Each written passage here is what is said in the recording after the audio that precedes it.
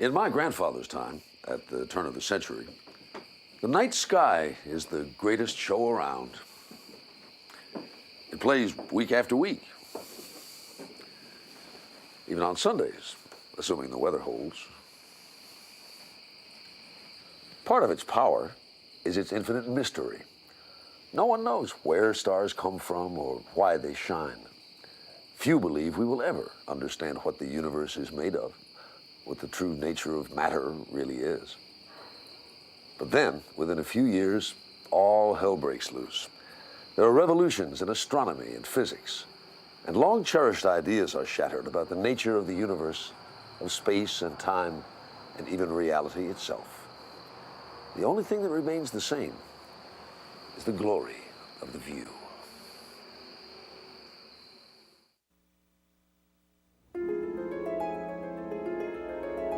From the moment the telescope is invented, it's our window on the universe. In the 18th and 19th centuries, ever larger and more elaborate telescopes reveal ever more stars.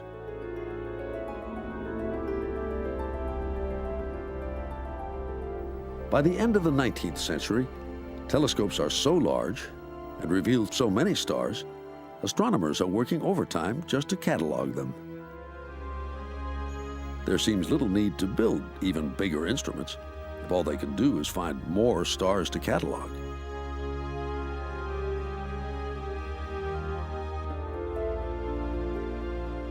But George Ellery Hale disagrees.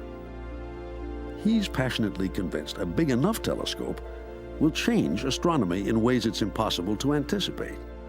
And he's determined to make that happen. That passion brings him to Mount Wilson in Southern California, where the air is almost always free of turbulence and clouds. It's the perfect spot for an observatory. With funds from the likes of steel tycoon and philanthropist Andrew Carnegie, Hale sets out in 1908 to build on Mount Wilson the world's largest telescope. The instrument he envisions will be almost twice the size of any then in use. It will collect and focus light with a mirror 100 inches wide. Hale's enthusiasm is infectious and persuasive. It also masks the enormity of the technological challenge he's undertaking. Nobody is pouring glass, molding glass at the size that it's going to be necessary. Nobody is creating the kinds of beams and girders and the superstructure that's going to be necessary. These things weigh hundreds of tons, thousands of tons. You also have the difficulty that they're located on mountaintops. You have to build the roads. You have to build the living quarters for the astronomers. You have to have machine shops on site. It just goes on and on and on. These are almost kind of technological kingdoms in their own right, and they've never been designed on this scale before. Things seem to go wrong from the start. The mirror has to be the largest solid piece of glass ever made. A French glassmaker pours enough green glass for 10,000 champagne bottles into a huge mold and then packs the whole thing in manure to slowly cool it. Unfortunately, it comes out flawed. Twice more they try, and each time the giant discs crack as they cool. Lacking the money to try again, Hale orders his opticians to grind the first, in the hope its flaws aren't fatal. It takes 4 years of grinding and polishing to finish the mirror, and even longer to build the rest of the telescope and its dome.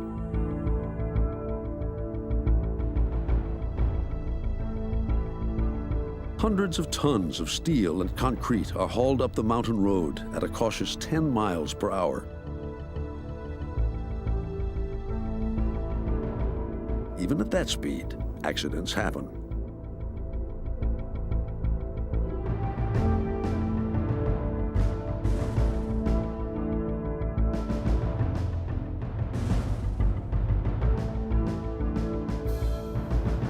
The steel sections of the telescope itself are built at an East Coast shipyard. Some are so big they must be shipped by boat to California. World War I has broken out, and German submarines are a constant threat. Long prone to bouts of depression, Hale's worries about the project begin to affect his health. Later on, he admitted that he had been visited by a companion, sort of described as a little green elf who might come to his bed or sit on his shoulder, perhaps to give him advice about how to run his life, how to raise money, who to talk to. It's hard to say. The elf perhaps helped him work out some of this stress. Whatever it is that carries Hale through, on November 2nd, 1917, the 100-inch telescope is finished.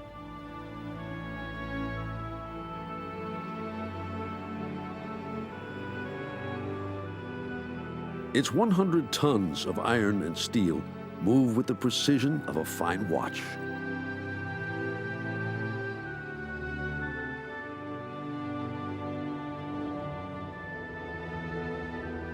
Its 9,000-pound mirror can detect a candle 5,000 miles away. What Hale has built is one of the marvels of the 20th century. It will reign for decades as the best telescope in the world and prove beyond doubt the worth of big telescopes.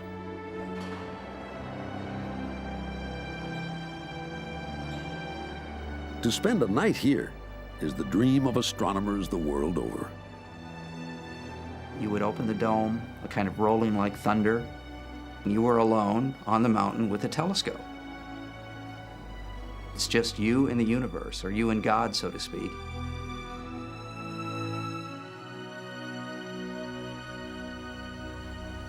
You'd sit at the platform at the telescope, guiding, making very fine adjustments on this magnificent instrument with a little hand paddle, with your eye staring down onto the illuminated crosshairs, and work there 8, 10, 12 hours.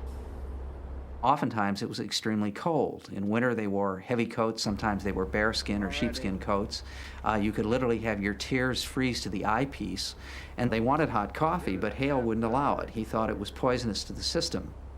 Easy, 20 hours. Coffee isn't all that Hale keeps off the mountaintop.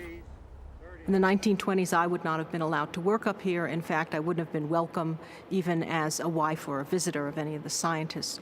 Hale, in his days at Yerkes, had found that the wives of some of the astronomers became a distraction to their monastic scholarly studies, and so they were essentially banned from the mountaintop. Ironically, without the contribution made by a woman, the first great discovery made with the 100-inch might not have been possible.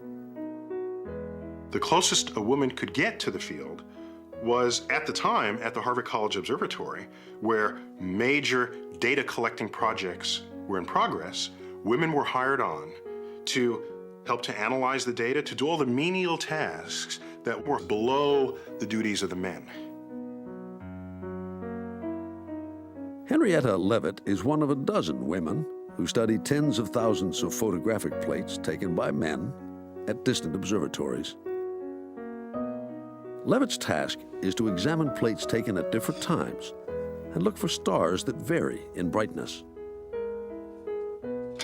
She notices a pattern in one class of stars, called Cepheids, and realizes the time it takes them to reach their maximum brightness can be used to determine how far away they are.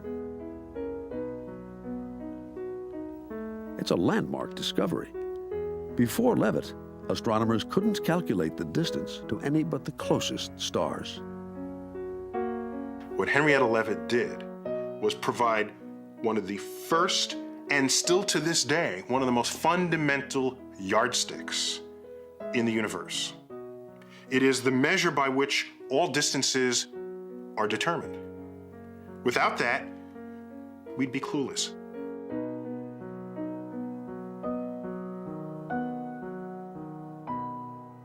All the astronomers George Hale brings to Mount Wilson will, at some point in their careers, make use of Leavitt's celestial yardstick. but there's one for whom it will have special significance: Edwin Hubble. A star athlete in college, Hubble had won a Rhodes Scholarship and studied law at Oxford University in England. Upon returning home, however, he decides against becoming a lawyer and heads off to graduate school to take seriously a fascination with the stars that he has felt since childhood. When Hubble arrives at Mount Wilson in 1919, he's a smart but arrogant 29-year-old who has taken pains to adopt what he sees as the proper image of an astronomer. What he tries to do is to create this portrait of himself as a kind of natural-born patrician. He tries to lose his Missouri roots because I think he's embarrassed about those things. He sees the English gentleman as being the prototype of what he wants to become. He wears English tweeds, he wears knickers, which have gone out of fashion except on the golf course. He smokes a pipe. He spoke with an affected British accent. He had dueling scars, which were said to be self-inflicted when whispered among the staff. He loves being separate and apart from his fellow human beings, and he plays that to the hilt. In time, most of Hubble's personality quirks are overlooked because he's an excellent astronomer with a gift for asking the right questions. Hubble wants to unlock the secrets of the nebulae, faint, fuzzy smears of light that have puzzled astronomers for 1,000 years.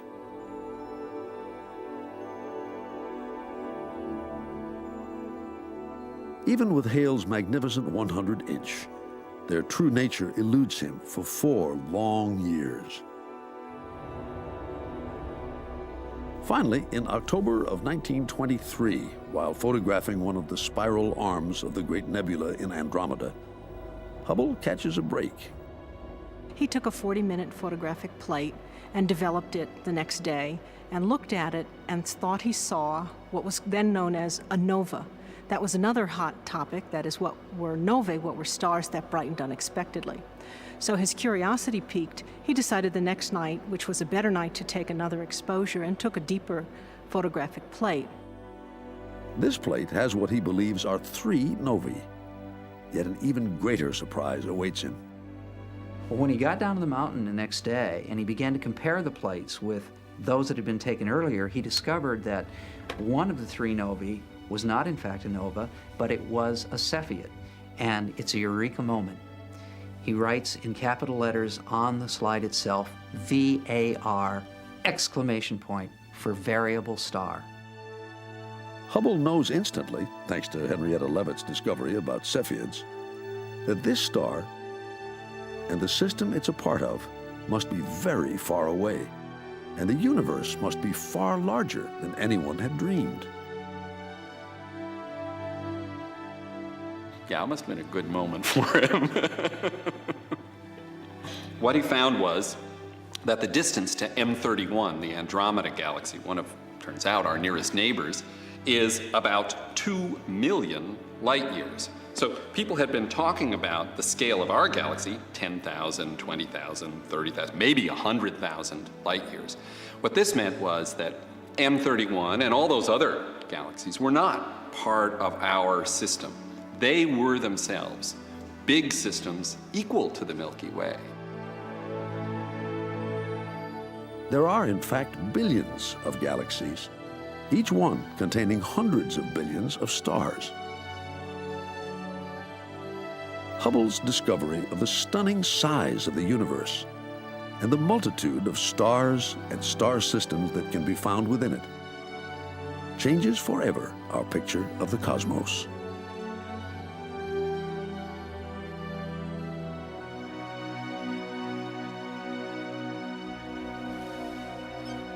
That discovery alone would have made Hubble one of the great astronomers of the century. But he continues to study distant galaxies and makes an even greater discovery. For 5 years, he gathers data on the movements of galaxies, recording where they're headed and how fast. If a galaxy is moving away, its light is stretched. the interval between wave crests gets longer. The light appears redder. The faster it's moving, the redder the light. If a galaxy is moving closer, the light is compressed and appears bluer. After many years, Hubble could sit down and look at this great quantity of information, and he plotted a chart. He plotted for the nebulae the motions against the distances, and he found something truly amazing, a straight line. He found that the distance of a galaxy is proportional to its velocity. So as you go twice as far out, turns out the velocity is twice as big. You go 3 times as far out, the velocity is 3 times as big. We live in a world, a big world, a universe, where everything's rushing apart, and it's happening in a way we call Hubble's law, where the velocity is proportional to the distance. An expanding universe. How could that be when the whole history of human thought just took for granted that the universe is this fixed thing, and how could it change? The universe is everything. How could it have an evolutionary path? Because if you had an expanding universe, that might mean it had a beginning. It might mean it'll end. This is a discovery for the ages.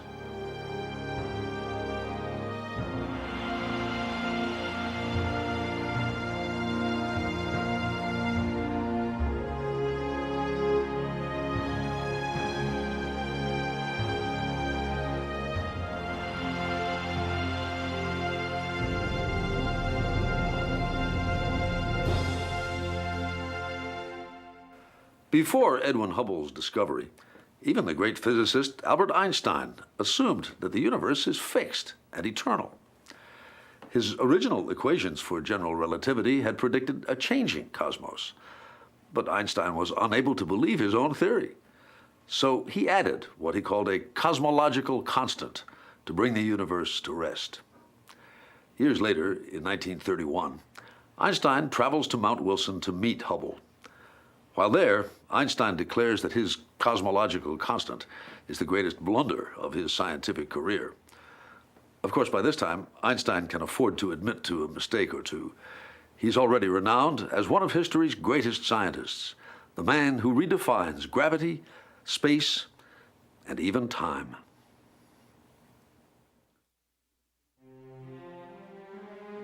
At the age of 22, at the turn of the century, Albert Einstein is living in Zurich and facing an uncertain future. He dreams of becoming a professor of physics, but he can't get a job. He has alienated most of his college teachers, and they won't give him the recommendations he needs. In early 1902, he moves to Bern. He's tired of scraping by with what he can earn giving private lessons, and a friend's father has offered to help him get a job there. It's with the Swiss Patent Office. He's a technical clerk, 3rd class, reviewing applications for patents on new inventions. Einstein was a perfect fit for his patent work. And those patents that he considered were, in my view, absolutely formative of his scientific style. He'd sit down every day with stacks of documents, and his job was to strip away all the complications, to take a patent like this and figure out, did this violate the basic laws of physics? What was its central idea? Was it that central idea new, or was it something that had been known? And those sorts of decisions, which he made every day, looking at these new devices, shaped his sense of how to strip down a physical problem down to its absolute essentials. What are the principles? It's this same approach that compels Einstein to re-examine fundamental assumptions of classical physics, including ideas about space and time that seem to everyone else inescapable.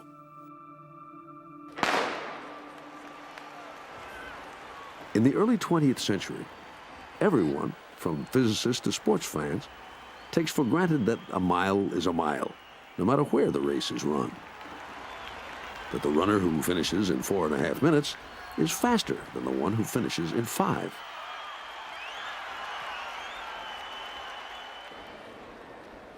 Common sense tells us that time and space are the same everywhere and for everyone. Indeed, that was Isaac Newton's starting point. when he wrote down his laws of motion and gravity in the 17th century.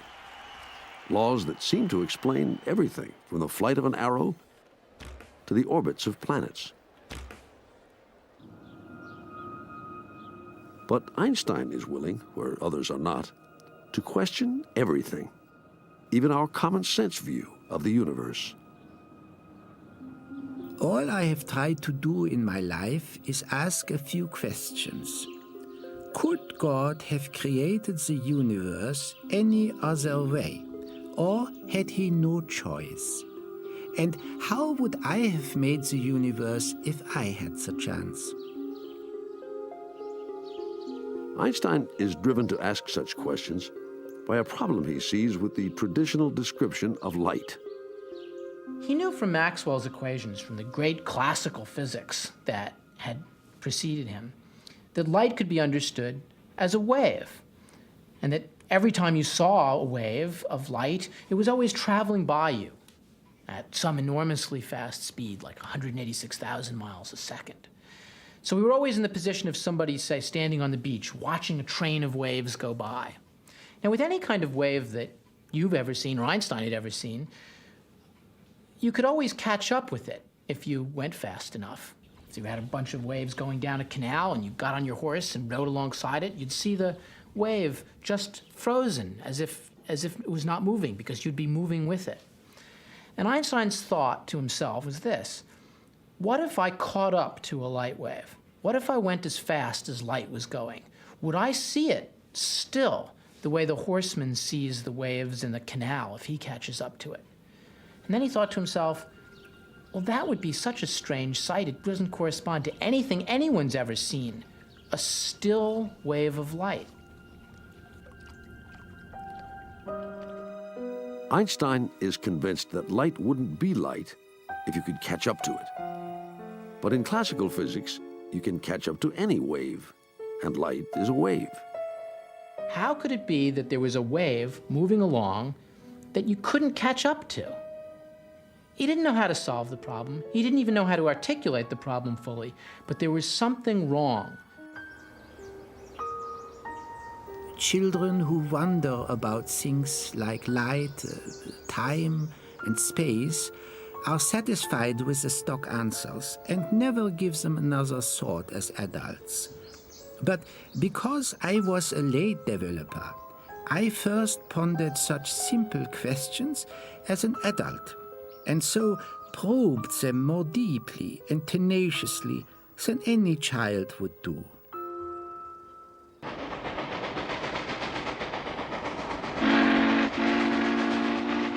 In order to simplify the problem he sees with light, Einstein uses a series of thought experiments that take place only in his imagination, like a journey on a train.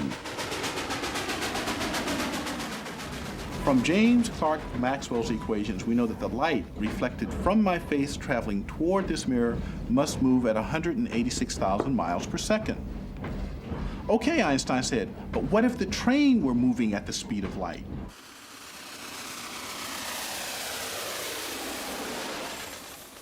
One possibility is the train catches up to the light waves, so they never reach the mirror. But Einstein is convinced this can't happen.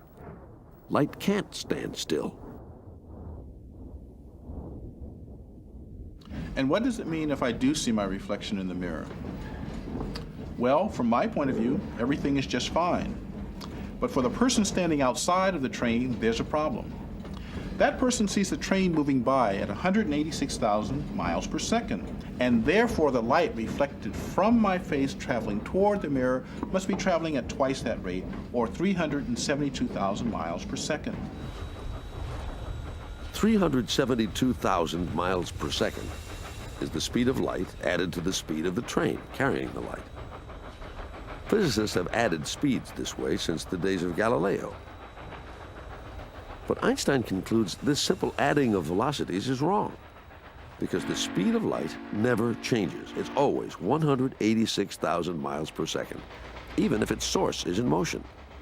Whether on or off the train, you have to get the same measurement for the speed of light.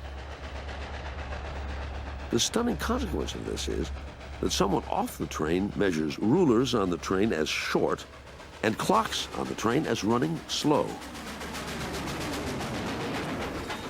In a flash of brilliance, Einstein proposes that distance and time are not absolute, that a foot and a second measured on the train are not the same as a foot and a second measured off. Distance and time are relative. Hold on. We're taking off. Fortunately, this phenomenon is only noticeable close to the speed of light.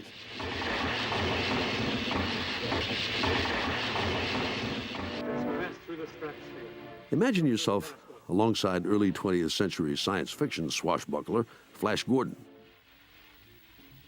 When not fighting the bad guys or trying to escape from some monster, you're dashing around the galaxy at incredible speeds. While you are, your clock and those back on Earth are running at different speeds. Assuming you've been gone for the better part of a year, when you get back, everyone you knew will have been dead thousands of years. It's the ultimate example of relative time. But Einstein isn't finished quite yet. He still has to conjure up the most famous equation of the century, E equals mc squared. Einstein realized that not only does time slow down the faster you go, he also realized that when objects move, they get heavier as they move. It was a curiosity. Why should objects get heavier as they move? And then he suddenly realized that the reason why objects get heavier as they move is because the energy of motion is being converted into mass. Now think about that for a moment. The energy of motion is being converted into mass. This means that energy is turning into mass, and mass is turning into energy. And Einstein quickly wrote down, it's only one step, quickly wrote down the equation that relates energy to matter, and it is exactly E equals mc squared. Einstein's theory of space and time is called special relativity. Physicists are intrigued, but little changes in Einstein's life. With a growing family to support, he remains at the patent office and moves on to another, even greater intellectual challenge. Special relativity applies to objects moving at constant speed. But most movement involves acceleration, speeding up or slowing down. So Einstein sets out to extend relativity to cover accelerated motion. It turns out to be one of the hardest problems any scientist has ever taken on. Einstein struggles with it for 10 years. Now, most of us physicists, when we grapple with a problem that we can't understand, we give up and say, God is malicious. He's a nasty God. He's giving us problems that no human can understand. Einstein didn't have that philosophy at all. He didn't say that God was malicious, teasing humans with problems that were beyond human ken. He said God is subtle, that only if we dare to penetrate into the essence of things, then we would find the answer. To get to the essence of accelerated motion, Einstein once again turns to a thought experiment. Imagine this elevator were located in deep space and uniformly accelerating upward. With no windows and no connection to the outside world, Einstein said it would be impossible for us to determine whether or not we're moving. But you might say, I feel the pressure on my feet. But his response to that would be, but how do you determine whether that pressure is caused by the elevator moving upward through space with uniform acceleration, or by the elevator simply sitting on the surface of the Earth and you're feeling the effects of gravity? The fact that you can't tell the difference, says Einstein, means acceleration and gravity must somehow be the same. He concludes, after a series of incredibly complex calculations, that this is only possible if space and time are curved. According to Einstein's theory of general relativity, the curvature of space is caused by the presence of massive objects. Newton had it right that a body in motion tends to stay in motion in a straight line, the shortest distance between 2 points. But in curved space, the shortest distance between 2 points is a curved line.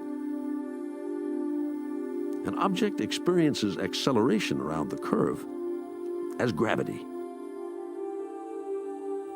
The Earth orbits the Sun not because of a mysterious force, but because the Sun curves the space around it. The Earth is simply traveling the shortest path through curved space.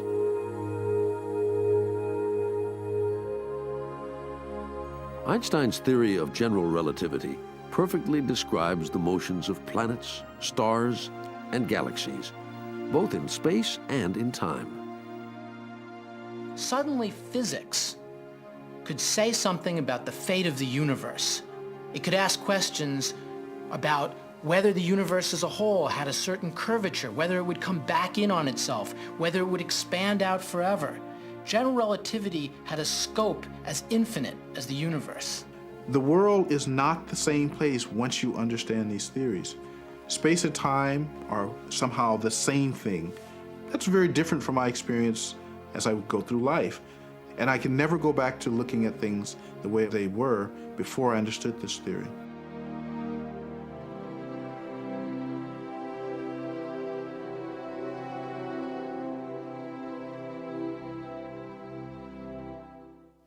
In 1921, Albert Einstein is awarded the Nobel Prize for Physics. But it isn't for his work on relativity. Apparently, that's too weird for the awards committee to accept. Instead, Einstein is honored for other contributions, including a paper on the nature of light. This paper ultimately leads to a second revolution in physics, only this time it's too weird for Einstein himself to accept. It's called quantum mechanics. Quantum mechanics comes out of the struggle to understand the structure of atoms. What physicists in the early 20th century learn is that in the world of the very small, the seemingly impossible is commonplace. Things don't exist until someone looks at them. We're unable to say exactly what path something takes to get from point A to point B. Uncertainty and chance are woven into the very fabric of existence.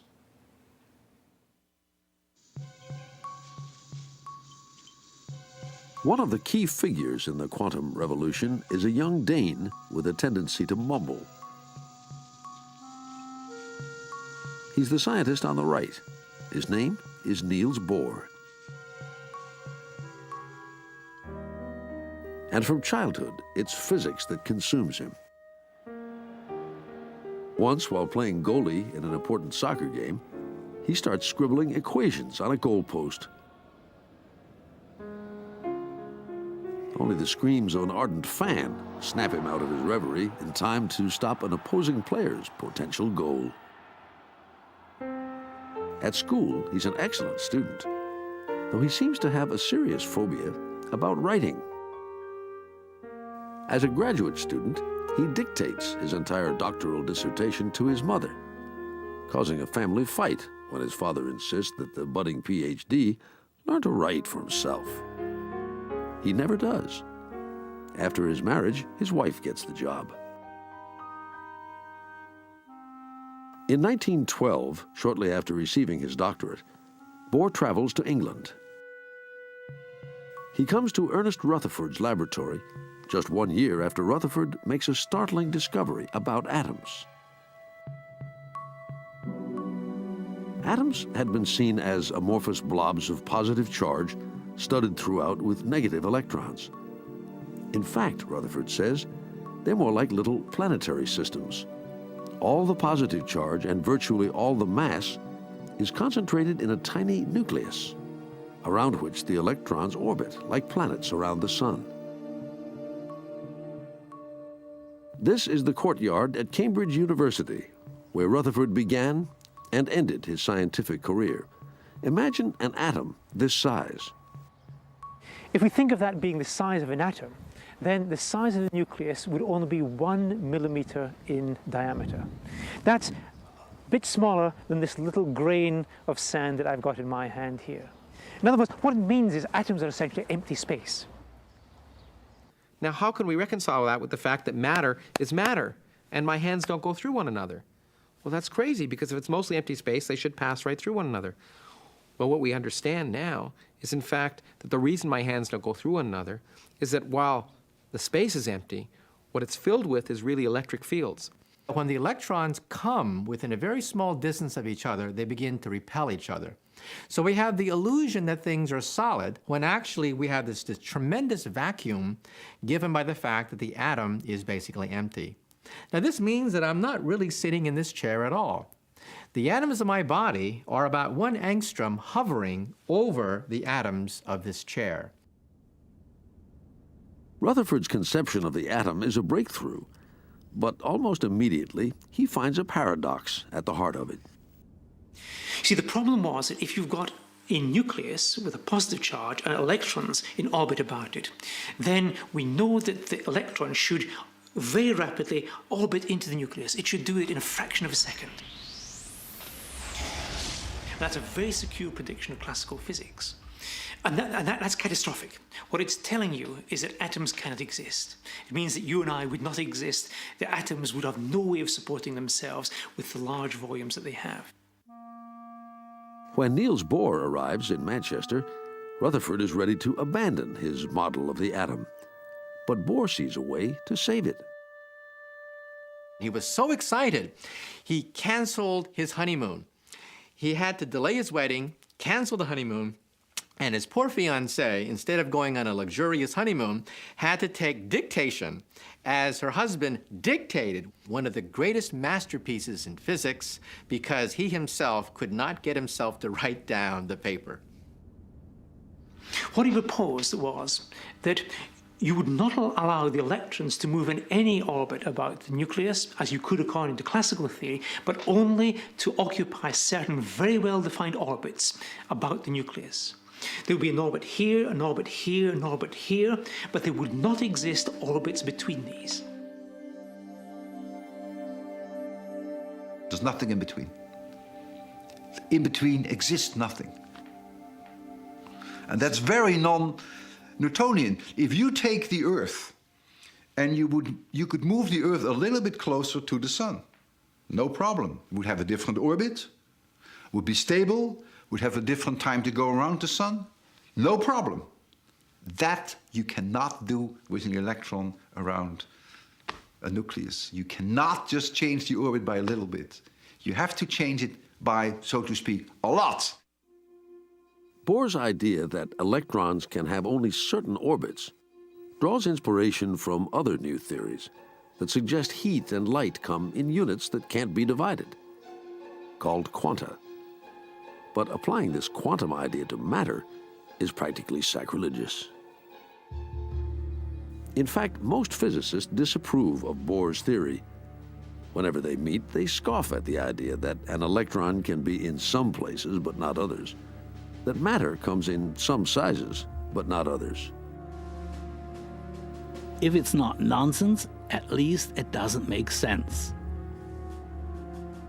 This is just a cheap excuse for not knowing what's going on.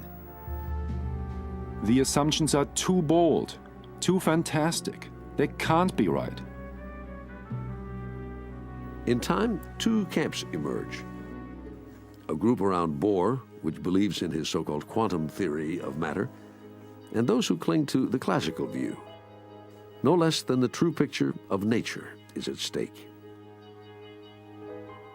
In 1926, Werner Heisenberg, a 25-year-old German physicist, comes up with a mathematical description of atoms that goes a long way toward legitimizing Bohr's view. Classical physicists remain unconvinced. Heisenberg's mathematical matrices are too complex, and the mysterious comings and goings of electrons are just too hard to imagine. Within a year, an Austrian named Erwin Schrödinger offers an alternative. Schrödinger had this beautiful theory of the electron as a wave. It was smeared out over space and time. It wasn't a particle at all. Physicists loved this idea. We had a physical picture. We could look inside the atom.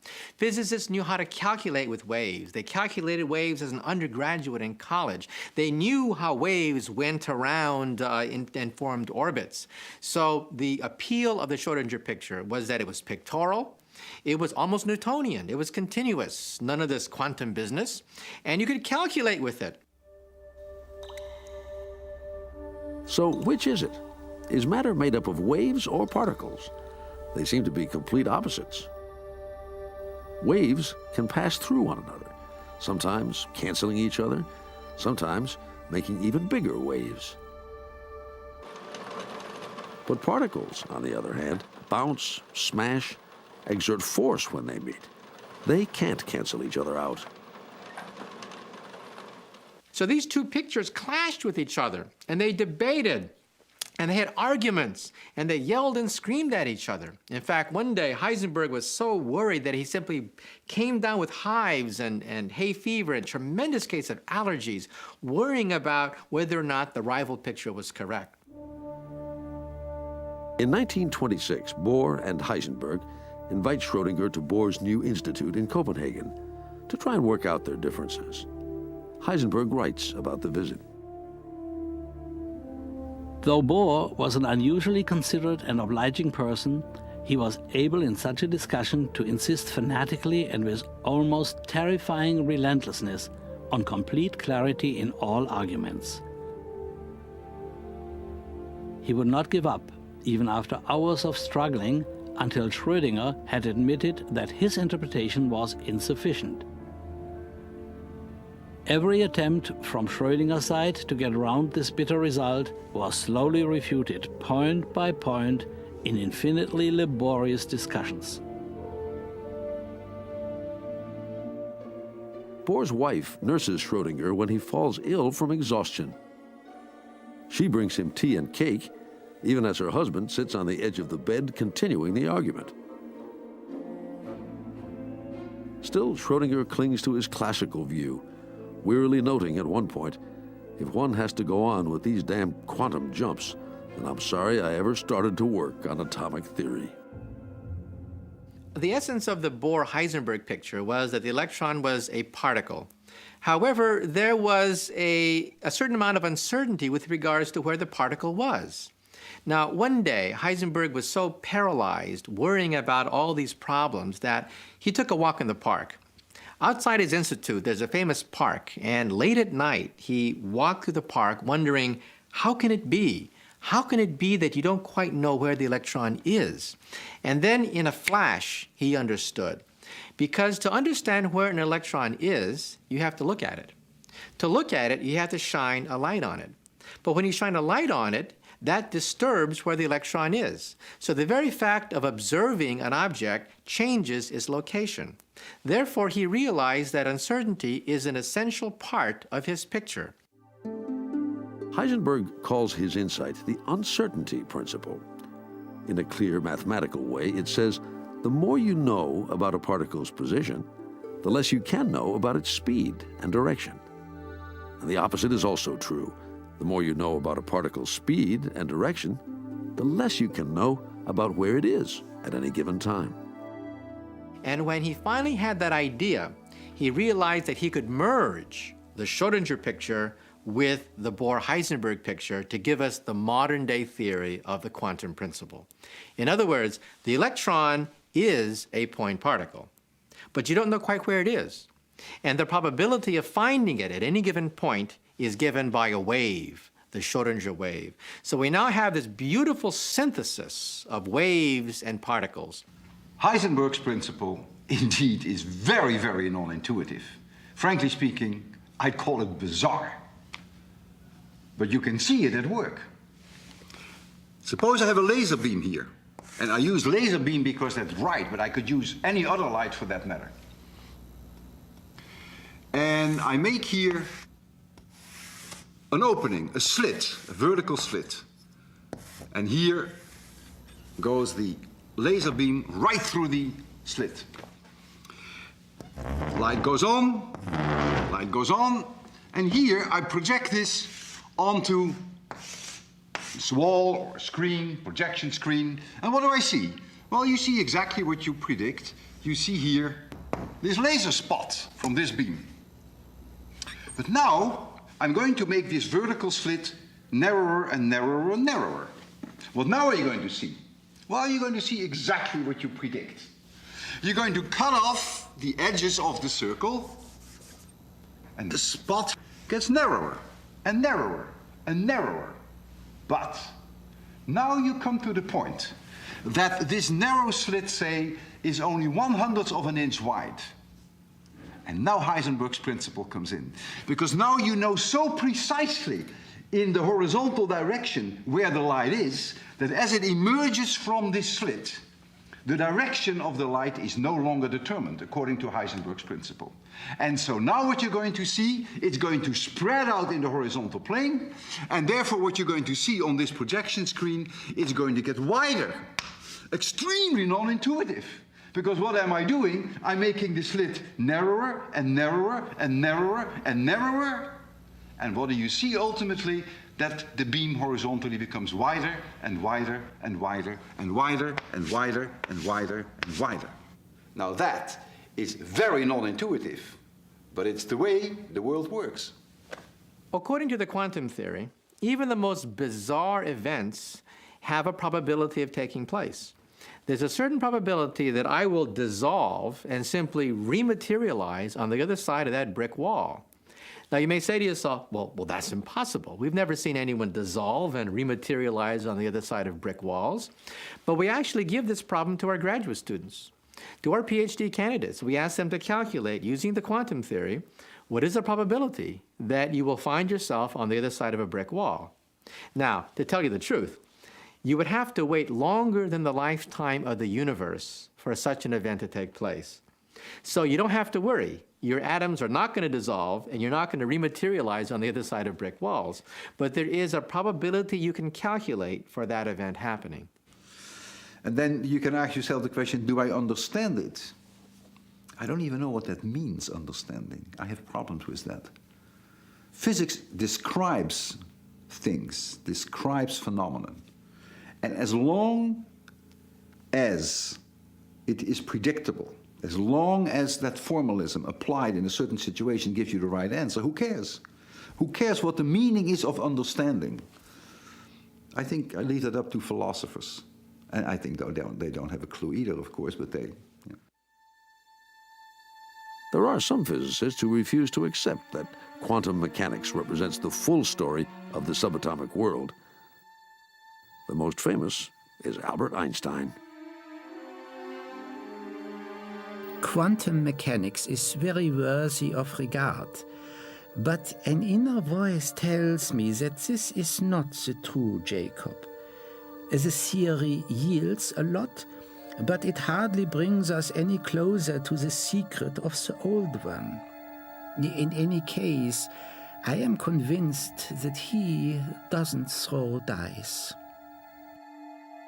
He couldn't believe that there were big patches of the world about which we could not know. And his idea from early on in his life, all the way to the end of his life, was that there ought to be a set of equations, deterministic, causal, ordered, formulated in such a way that they could tell us everything about a future in terms of everything about the present. And quantum mechanics wouldn't allow it. He couldn't stand that idea. The world's greatest physicists gather in Brussels in 1927. Einstein challenges Bohr and the idea that uncertainty rules the world. Werner Heisenberg writes in his diary, "We all stayed at the same hotel. The discussion usually started at breakfast, with Einstein serving us up an imaginary experiment by which he thought he had definitely refuted the uncertainty principle. In the course of the day, we would have discussions on the matter, and as a rule, by supper time, we would have reached the point where Niels Bohr could prove to Einstein that even his latest experiment failed to shake the uncertainty principle. Einstein would look a bit worried, but by next morning he was ready with a new imaginary experiment more complicated than the last. One of Einstein's challenges is so clever, it has Bohr deeply concerned for the future of quantum mechanics. Physicist Leon Rosenfeld writes, Bohr did not see the solution. I shall never forget the sight of the two antagonists leaving the hall. Einstein, a tall, majestic figure, walking quietly, with a somewhat ironic smile, and Bohr trotting near him, very excited. During the whole evening, Bohr was extremely unhappy, going from one scientist to another, trying to persuade them that it couldn't be true, that it would be the end of physics if Einstein were right. Bohr spends a sleepless night in his hotel room before he discovers a flaw in Einstein's argument. Ironically, it involves a subtle application of Einstein's own theory of relativity. Bohr and Einstein are an astonishing pair. In many ways, they loved each other. They loved talking to each other. They loved engaging with each other's ideas. And yet they wanted such utterly different things from physics that they never really could see eye to eye. God does not throw dice was Einstein's unshakable principle, one that he would not allow anybody to challenge. To which Bohr could only counter, nor is it our business to prescribe to God how he should run the world.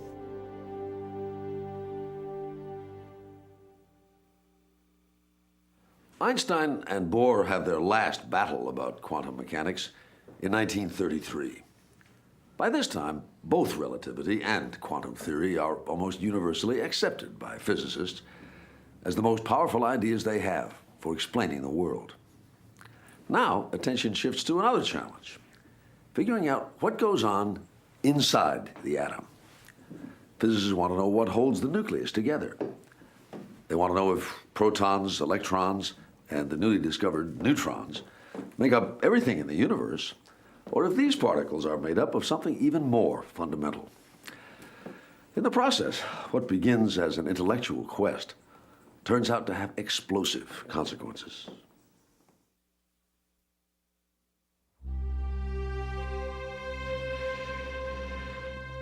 In the early 1930s, Albert Einstein emigrates to America to escape the rising tide of fascism and anti-Semitism in Germany. Before the decade ends, many of Europe's finest scientists are forced to make the same journey. Among the last to leave is Niels Bohr. He arrives in the United States in 1939, bringing with him stunning news.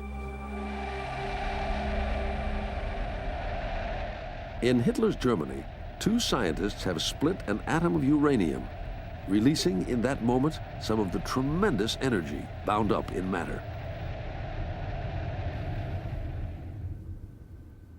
Using simple equipment widely available, they produced the first evidence from a controlled experiment of Einstein's famous equation, E equals mc squared. I was in Berkeley, and people had gone to the meeting in Washington where Bohr brought his news, and they called up and said, gosh, this is amazing, can you do it? And in a day or two, 2 or 3 people had done it. No longer any doubt about it. That uranium... I could see the big spikes of fission on the oscilloscope screen. And by the end of the month, everybody knew this was going to be a wartime device. At a super-secret facility deep in New Mexico's scrubland, the U.S. Army assembles a team of American and transplanted European physicists, the greatest collection of scientific talent the world has ever seen. Their challenge? Create an atomic bomb before the enemy. We were galvanized by the notion that the Germans were ahead. They had spent a lot of money, they were very good, they were discovered in Germany, they had able people. Actually, we didn't realize that they had lost so much by destroying the community as they had done. It was lucky. Americans have the talent and practically unlimited resources. In less than 5 years, $2 billion creates a nuclear project the size of the U.S. auto industry. Yet until the very end, no one can say for sure the product of all this effort will work. The basic physics was known. The quantum principle was known. Relativity, E=mc², was known. The chain reaction was known. But it was not known how to put it all together. So these physicists, some of the brightest minds of the world, were concentrated at Los Alamos not to discover new physics, because that was already done by the Bohrs and by the Einsteins. They were assembled to see whether or not it would actually work. When I first brought the plutonium sphere in contact with a high explosive, I was quite scared about high explosive. And Roger Warner, who was in charge of that particular assembly, he was calm, and he said, don't worry about it. He said, you can't run very far in a millisecond anyhow, so you'll never know what happens if it goes off wrongly.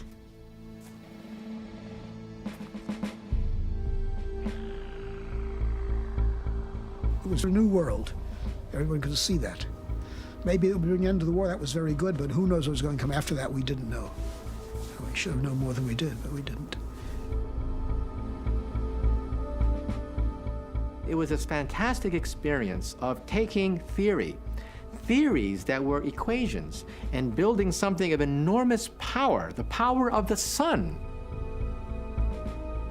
But just like the opening of Pandora's box, perhaps humanity was not ready for cosmic fire. Perhaps humanity was not mature enough to handle the power of the sun now being placed on the earth.